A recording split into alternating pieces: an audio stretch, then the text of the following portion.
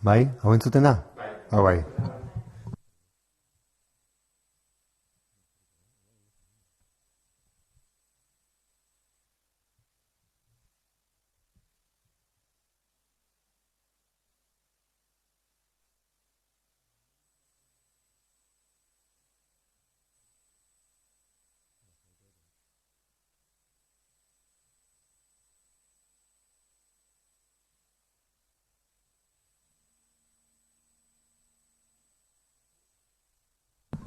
Bai, oain entzuten da?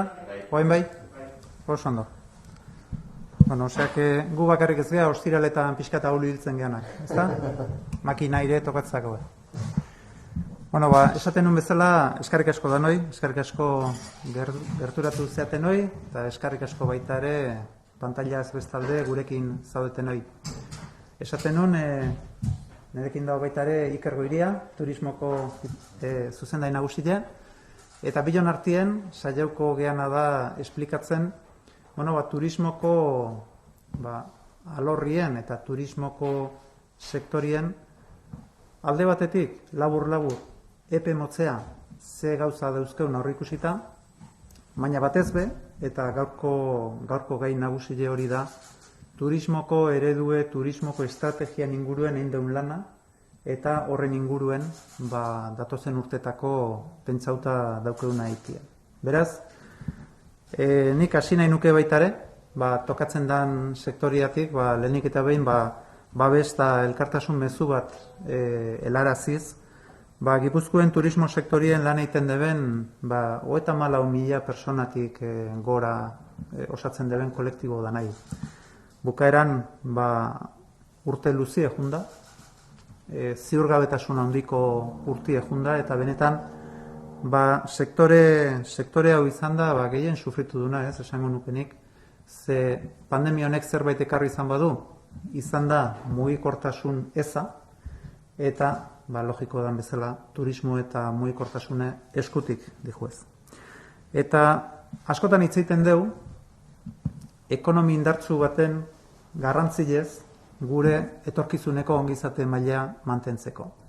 Eta ekonomi indartsu batez esaten deunien, eta naizta gu askotan ez, lurralde industrial bat gehala esaten deunien, eta hala da, industriek noski pisu oso handile daukelako, baina kontziente izan behar dugu baitare, turismoek gero eta pisu gehiago daukela.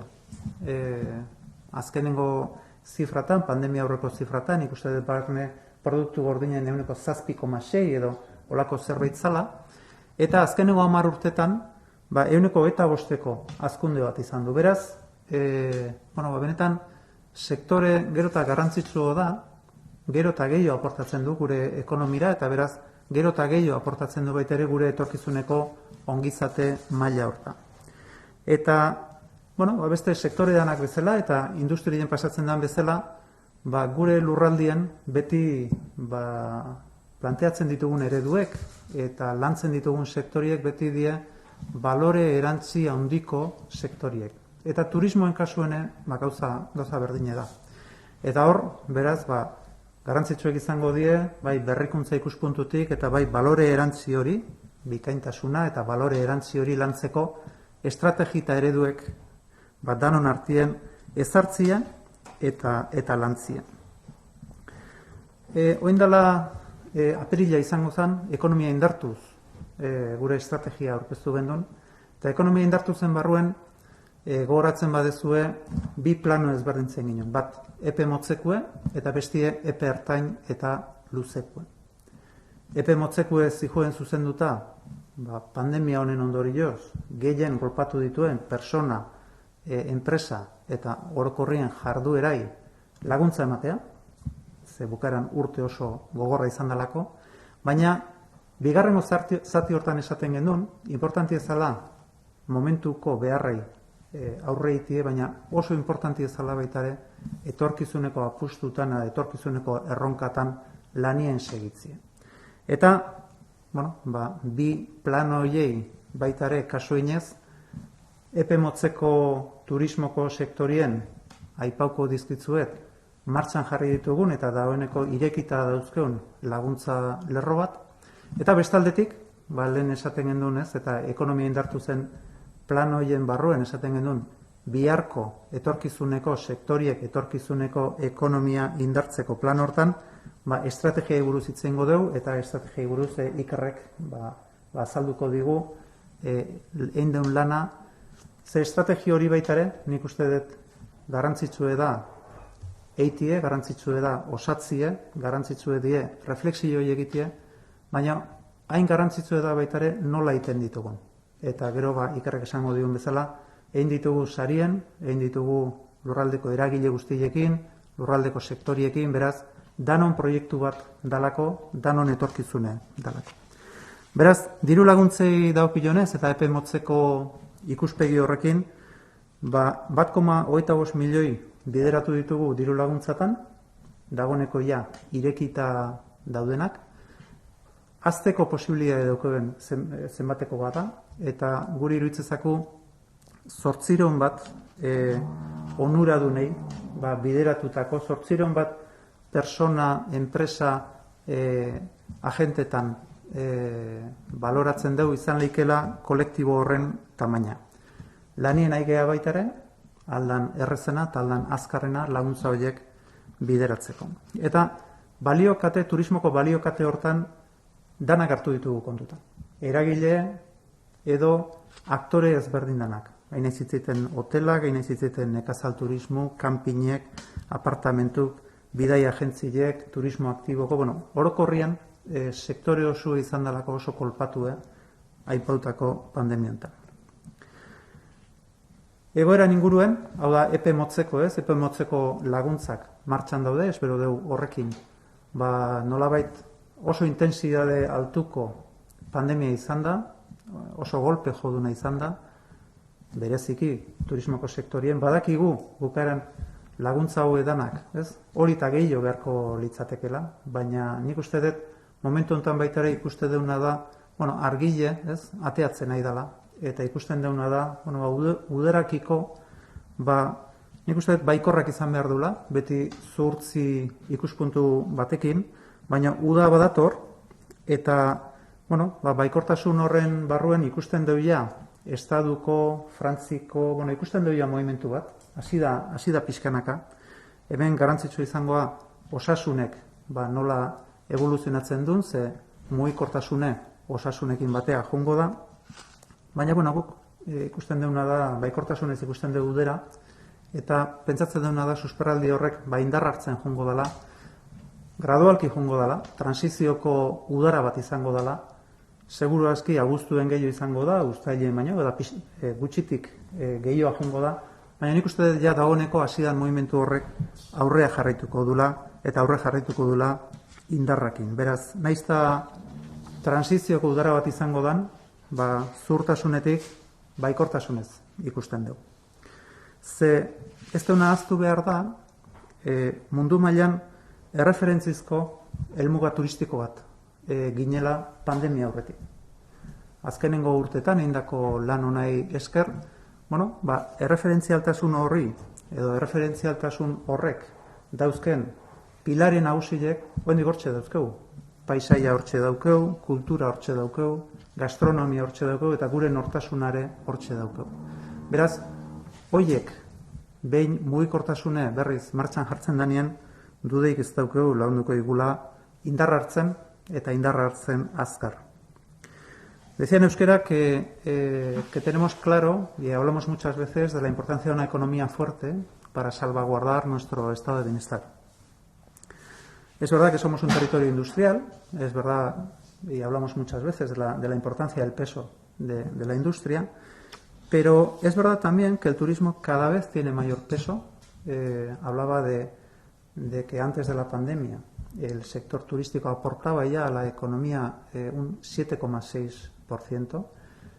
Un 7,6% que ha tenido una evolución muy importante, con un crecimiento de más del 25% en los últimos 10 años, con lo cual, pues sin duda cada vez aporta más a esta economía y cada vez aporta más, por tanto, a nuestro bienestar social futuro.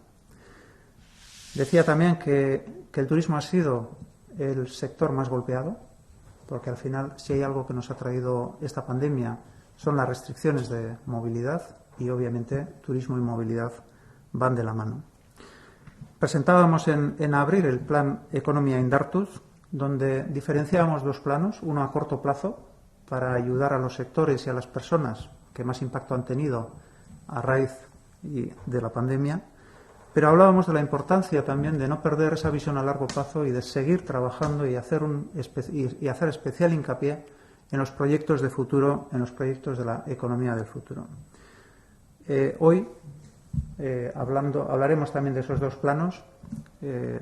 Citaré brevemente lo que estamos haciendo a corto plazo, que básicamente es la línea de ayudas que ya está en vigor, que ya está en marcha, y hablaremos sobre todo, y yo creo que es el pilar de nuestra comparecencia de hoy, de la estrategia, es decir, de ese futuro y de la estrategia que nos contará Iker, una estrategia que es a largo plazo, pero que me gustaría insistir que lo hemos ido construyendo junto con el sector, porque tan importante como tener esa visión a largo plazo es cómo trabajamos ese largo plazo. Y sin duda llevamos ya esa forma de trabajo colaborativa en el que, bueno, yo creo que es también uno de los pilares de Etorkizuna Eraikiz, es importante para que todos compartamos el proyecto de futuro.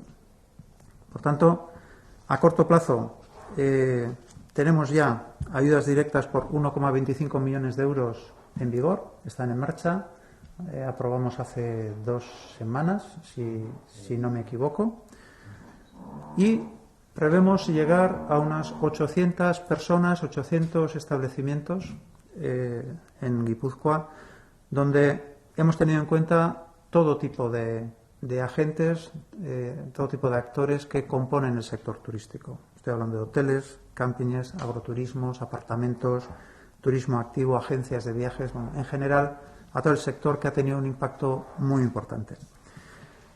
Vemos el futuro próximo con optimismo. De hecho, ya tenemos un movimiento, se ve movimiento principalmente del Estado, de Francia, pero bueno, en la medida en que la salud y la pandemia, a través de la vacunación, pues lo vayamos dejando atrás, sin duda recuperaremos esa movilidad y recuperaremos otra vez esa fuerza en el turismo que viene básicamente de 4 pilares que seguimos teniendo. Es decir, al final tenemos un atractivo turístico innegable.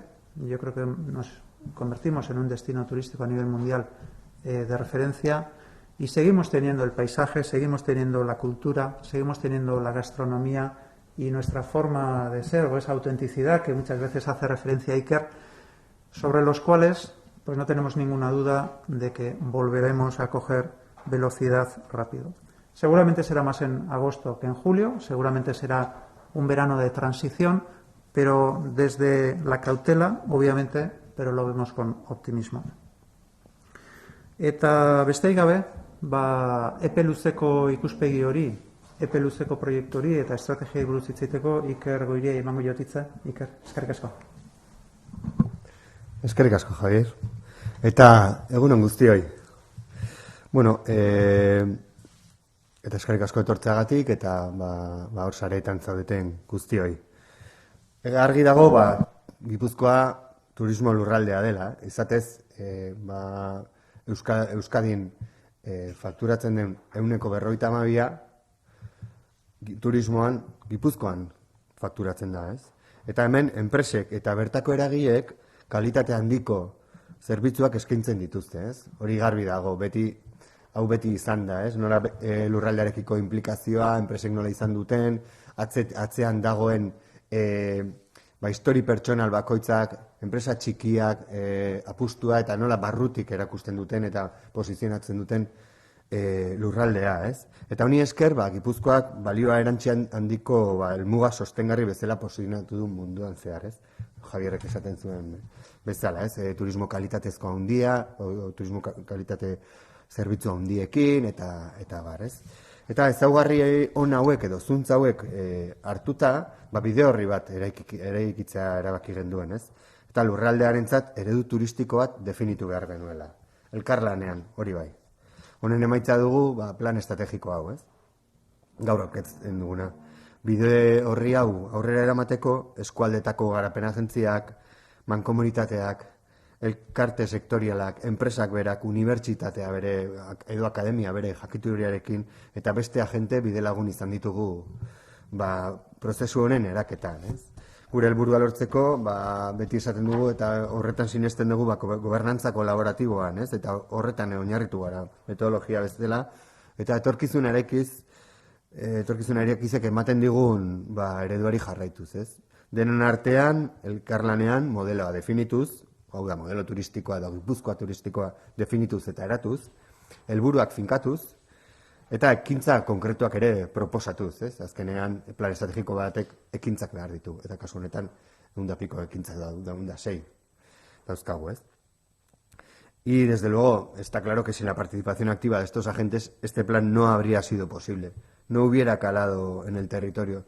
Yo siempre digo, ¿no?, que por mucho que nosotros como institución hubiéramos hecho un plan estratégico buenísimo y estupendo, si no lo hubiéramos hecho entre todos los agentes que estamos implicados en este sector, desde luego no hubiera tenido calado, no hubiera tenido éxito. Y lo bueno que ha sido es que lo hemos hecho nuestro, ¿no? Y eso es un gran valor añadido, creo.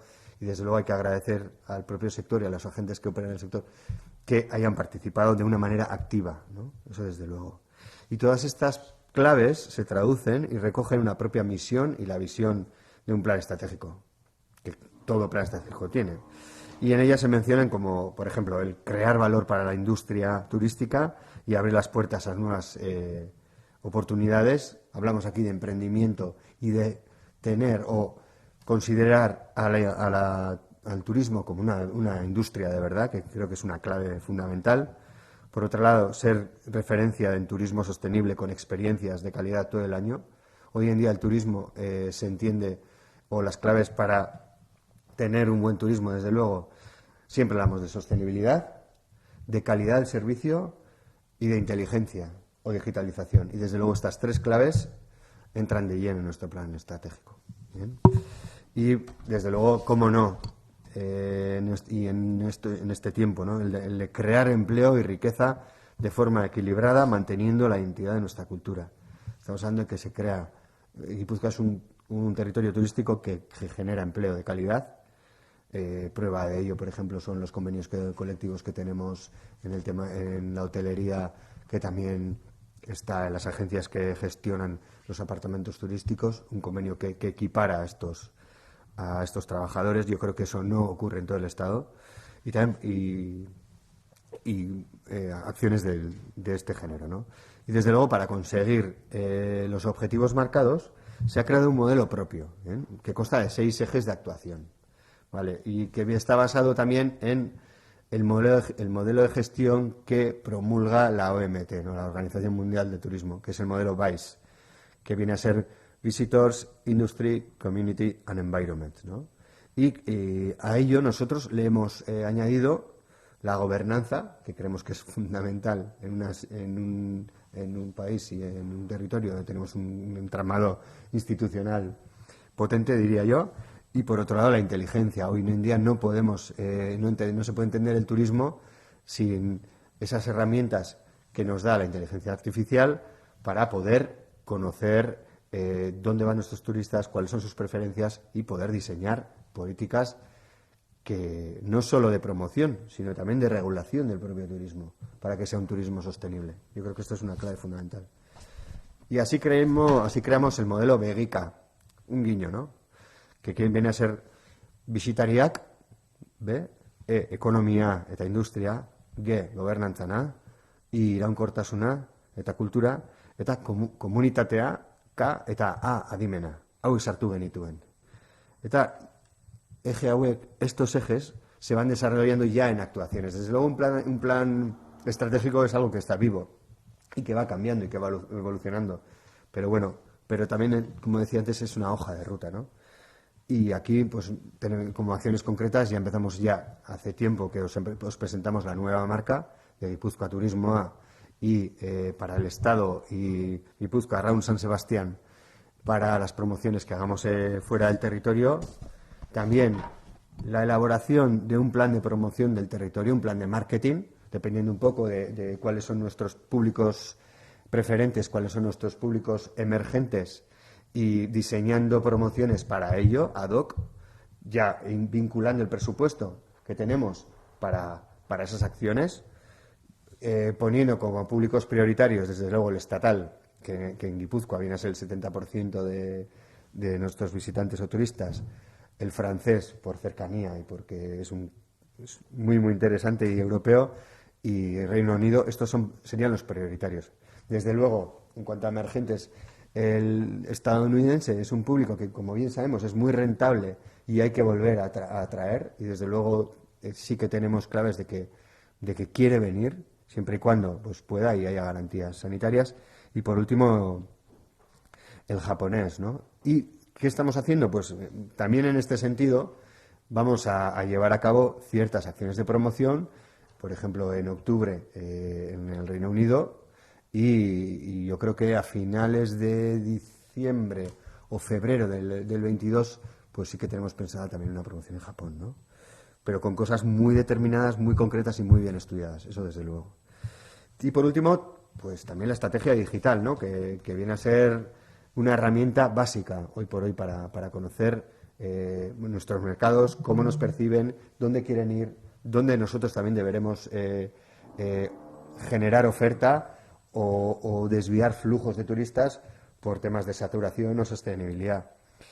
Bien mediante la presentación de una página web nueva, unas aplicaciones que nos dan claves potentes, y también, cómo no, la propia empresa. O sea, nosotros, uno de los claves muy importantes viene a ser que nos gustaría, pues, vertebrar el propio sector turístico, ¿no? Que la Diputación fuera un poco quien vertebre esas empresas, esa cadena de valor, ¿no? Y vamos a generar, y os presentaremos en breve, el nuevo hub turístico, que viene un poco a ser el espacio donde se albergan ese tipo de iniciativas, ¿no? Donde albergamos a las empresas para que generen valor, para fortalecer esa cadena de valor y para dar ese valor añadido, esas nuevas tendencias que tengamos, o incluso formas de viajar o formas de turismo que todavía igual ni imaginamos, ¿no?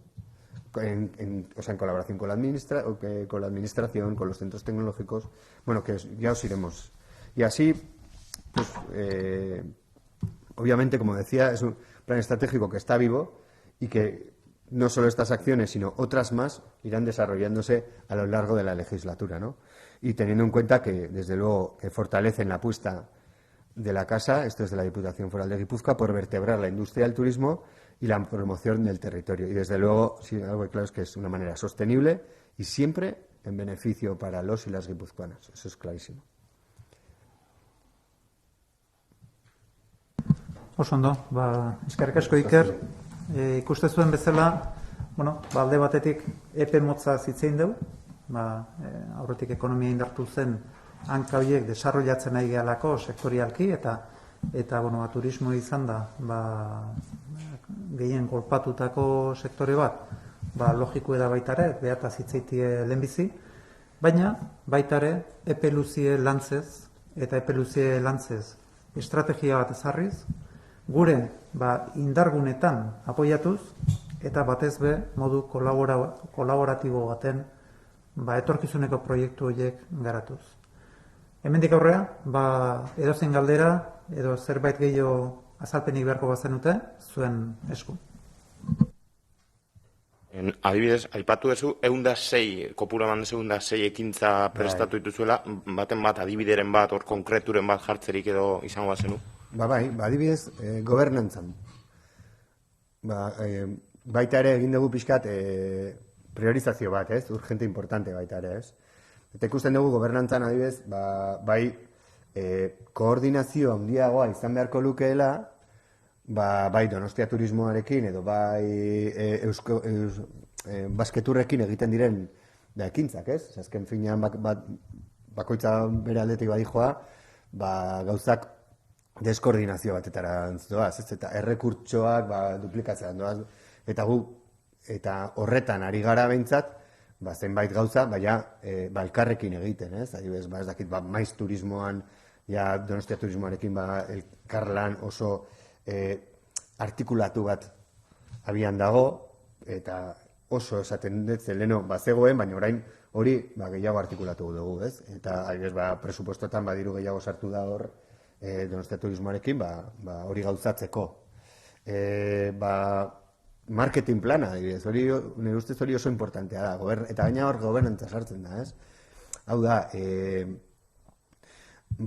Basketurrekin eta Donostia Turismoekin guk hori partekatu egin dugu, eta beraien priorizazioa, gure priorizazioak ikusten ditugu, eta elkarren arteko kanpainak ere sortzen dira, ez? Eta horiek izango lirateke pixkat gauza berriak, eta gero pila bat daude, ez? Baina igual konkretuagoak, oso gauzakoak, ez? Beste bat izan daiteke, nola oferta turistikoa adibidez guztiz aldatu da. Lehen azpimarka batzuk zeuden, Sagardaren lurraldea eta guzti horiek ikusi genuen marka bezala ez zeukatela notoriedaderik. Eta orduan zein dugu, estrategia guztiz aldatu. Eta bain top 10 bat ateako deu, top 10 horiek gainea era kolaboratiboak eta adostu egin ditugut eskuadetako turismo teknikariekin, eta horiek pixkat dia zabalduko dituguna. Baina horrek ez du esan nahi top horiek beti direnik, zabidez arantzazura neguan jutea, igual komplikatu dagoa da, edo top hori inglesentzako diferente izan daiteke frantsesentzako, baina eskaera hori ere adaptatu modu inteligente batean egin dugu, ez? Baita ere famili batentzako ez da berdina pareja bentzatuko, eta estrategia horiek ikusiko zuten web horrian, eskaintza hori ondo pentsatuta dagoela, ondo txertatua eta ondo definitua, ez? Aipatzen zenituen azpimarkak jasotzea da, lehen igual bakoitzak bere kaxa itezulako bere promozioa, jasotzea da pixka esaten duzun ideia. Jasotzea baino gehiago da kendu inditugu, noteria de markak gatik, ez? Baina kendu inditugu baita ere, turismo teknikariek ala pentsatzen zuten. Ez daukaten notoriedaderik. Eta baina horrek ez du esan nahi, horren atzean dagoen errelatoa edo horren atzean dauden errekurso turistikoak ez direla jartzen. Top 10ean Sagardoa dago, bai edo bai. Edo Arantzazu eta Izkorriko parkea daude, bai edo bai. Eta adibidez, Aralarren atzean zer dago, Tolosaldea guztia dago, Gazta dago, gauza daude hor, barruan sartuta, ez? Ez dira top bat, hau da, errekurso turistiko bat ateatzen dela, edo eliz bat, konkretu bat, baizik eta atzean badago gehiago. Adibidez, Albaola ateatzen da, baina Albaolaren atzean dago, Gipuzkoa itxastarra, kultura itxastarra, eta ideia guzti hori, ez? Pasaia bera, hori balorean jartzen da, ez?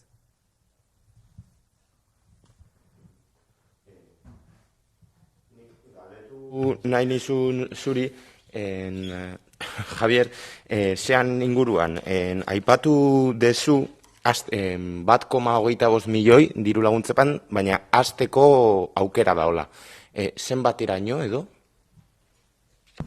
Gogoratzen bazue, ekonomia indartuz aurkeztu gendunean guztira jartze ginen 1,6 milioi, eta, hemen 1,25 da, oaingo aktuazio hau, inportiatik garbi dago, aktuazio printzipala dela, hau da, diru laguntza nagusiena dela, azteko demanda gehiago egongo balitz, posible degoazi 1,6 iraino, eta bestela, ikusita, zenbaten geratzen dien, geho izango benituzke, inpaktu gehiago, eta beste ekitaldi batzuk.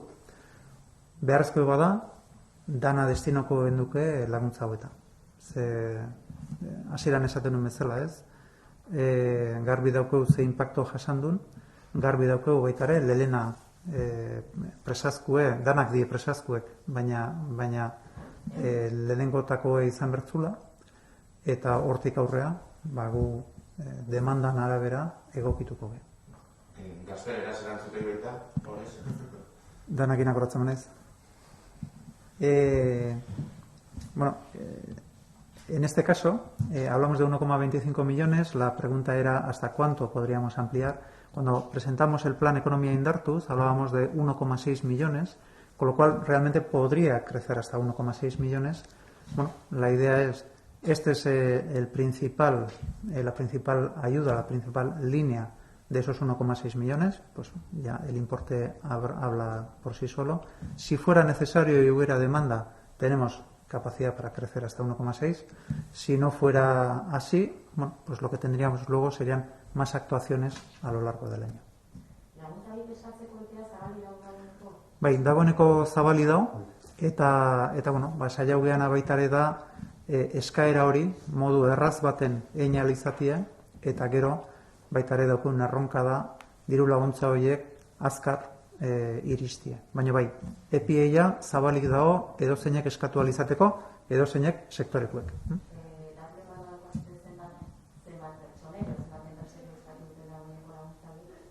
Dagoeneko? Bai. Bueno, bai, datua, atzo, bueno, asteartetik da posiblea eskatzea, eta bai sektoriari eskatu diogu ez arrapaladan denak eskatzeko, bezik eta azkenean saturazio bat gertatzen da, eta EPEA ekainaren 15 irikita dago, eta era ordenatuan eska dezaten. Zeten gure ideia da, eta ampliabilidade horrekin, edo zabalkuntza horrekin, gure ideia denontzako iristea, eta prorrata bat egitea, ez dago numeros klausus bat. Eta orain, atzo zeuden, 172 eskaera, eta 86, osea, formalak ja, eta 86 bidean. Baina horrela ideatu dugu baita ere, eta mendezua lehendik ere, osea, lana egin dugu sektorearekin ez zuen.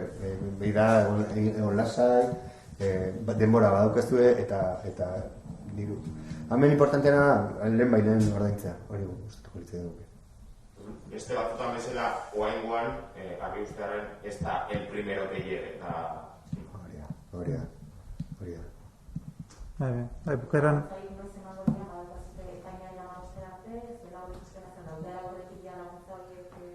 A ber, eskatzeko epea ematen da horrean. Gero tramitazioa dago, espedientea begiratu, eta resoluzioa eman, eta gero guasunako ordaintzen duenean. Baina nahi duguna da, azkar ordaindu eta oso eraginkorrak izatea. Ez gea zai ongo, gero danak batea ordaintzeko. Baizik jongo geana da ordaintzen, modu gradual baten.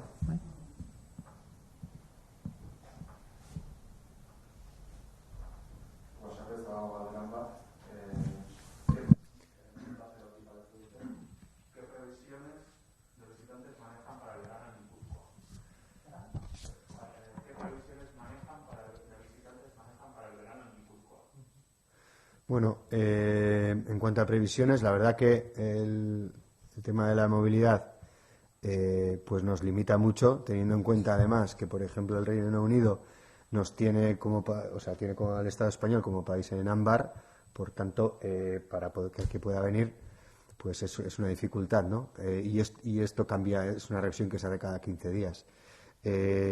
La verdad que las previsiones son muy cautelosas. Hemos hecho un testado con los diferentes sectores, ¿no? Tanto de los diferentes sectores subsectores de alojamiento, y así como sí que los agroturismos tienen una muy buena demanda y tienen una muy buena demanda y buena aceptación, pues en cuanto a los apartamentos turísticos y en cuanto a la hotelería, desde luego pues hay una mayor cautela, ¿no? Por el tipo de alojamiento que son.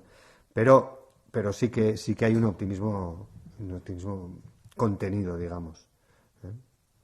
Y por lo que te pregunto un poco por el número, no sé si algún número manejáis aproximado. Es que tampoco, o sea, en cuanto a números. Yo creo que a corto plazo hay hitos que van a condicionar mucho esa cifra. Un ejemplo es el 7 de junio, sí, 7 de junio. si no me equivoco. Igual Sí, que a partir del 7 de junio cualquier persona que haya sido vacunada puede entrar en el Estado y por tanto pues esas personas, y eso abrirá mucho las puertas.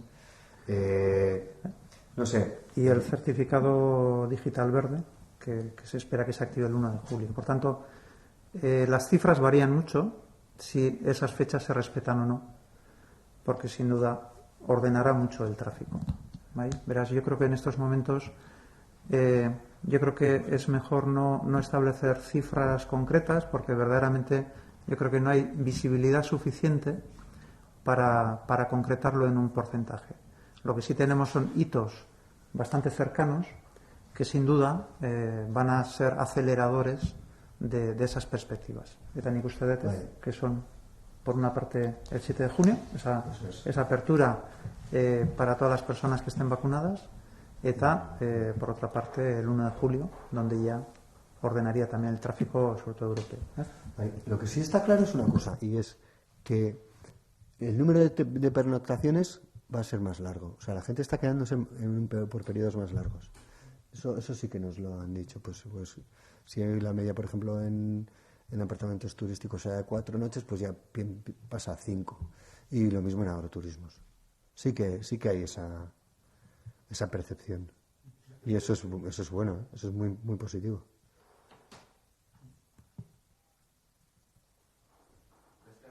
Gaurko gaiarekin zerikusiak ez daukana, baina FETIK galdetzen digute. Buenos días, quería preguntar, por favor, al diputado si todavía cree factible la reapertura de Corrugados Azpeitia y si las instituciones implicadas han retomado algún tipo de conversación al respecto. Bueno, yo creo que se está hablando ya mucho acerca de este proyecto. Yo creo que la oportunidad todavía está ahí, porque así lo ha transmitido la empresa. Por nuestra parte de disposición, pues la misma que hemos mostrado desde el primer día, de colaboración total y absoluta para sentarnos y aportar y ayudar en todo lo que podamos como institución para que ese proyecto salga adelante. Y bueno, pues la verdad es que las cosas no han cambiado, yo creo que desde el principio. Hay una oportunidad, hay una empresa que todavía dice que estaría dispuesto. Por tanto, por nuestra parte, total disposición como desde el primer día.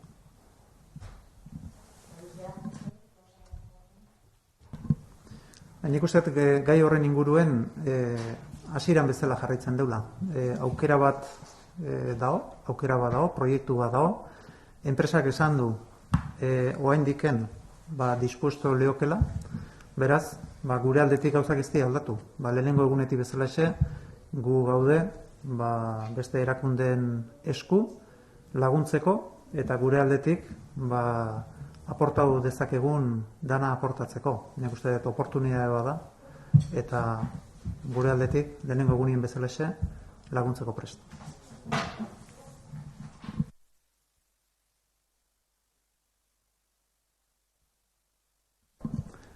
Oso ondo, eskerrik asko danoi eta astebukaera ona izan dezazuela.